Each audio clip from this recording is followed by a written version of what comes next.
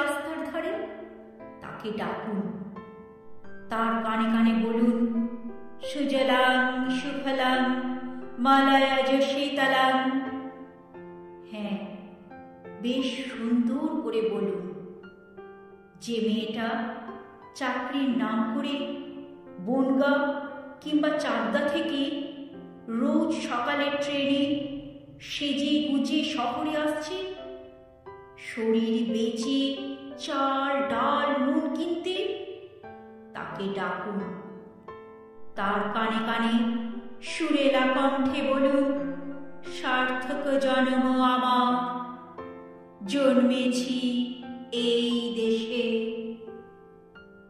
যে ছেলেটি লটারির টিকিট নিয়ে দরজায় দরজায় ঘুরছে আর বলছে, বিশ্বাস করুন আমি ভদ্রলোক, আজ 10 বছর হলো আমার কারখানা বন্ধ, লক আউট, তাকে ডাকুন।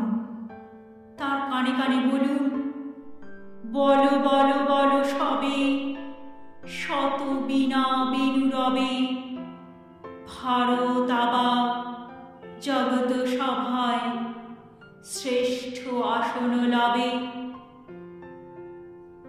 রাতে আকাশ কাঁপিয়ে অঝোর ধারায় বৃষ্টি নামলে, যে মা আজও লণ্ঠন হাতে টালির ঘরের দরজায় ঠায় দাঁড়িয়ে থাকেন তাঁর খোকন ফিরে আসবে বলে, যে খোকনকে এমনই এক বর্ষার উন্মত্ত রাতে কালো গাড়ির পুলিশ ডেকে নিয়ে গিয়েছিল, আর বরানগরের রাস্তায় ভোরের ঘুম ভাঙা কুকুর প্রথম দেখেছিল যার গুলিবিদ্ধ রক্তাক্ত লাশ, সেই মাকে ডাকুন। তাঁর কানে কানে বলুন, হাম বুলবুলি হ্যায় ইসকি, ये गुलिस्ता हमारा, सारे जहां से अच्छा हिंदुस्तान हमारा। সবাইকে সবকিছু বলা শেষ হলে শুনশান শীতের রাতে 5 মাথার মোড়ে ঘোড়ায় চড়ে বসা সেই মহা বিপ্লবী পায়ের সামনে ধীরে ধীরে এগিয়ে যান।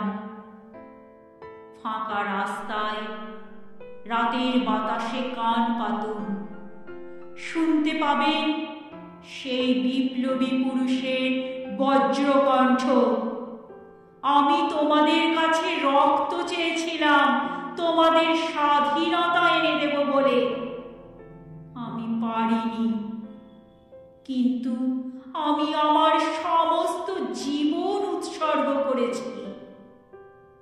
আর তোমরা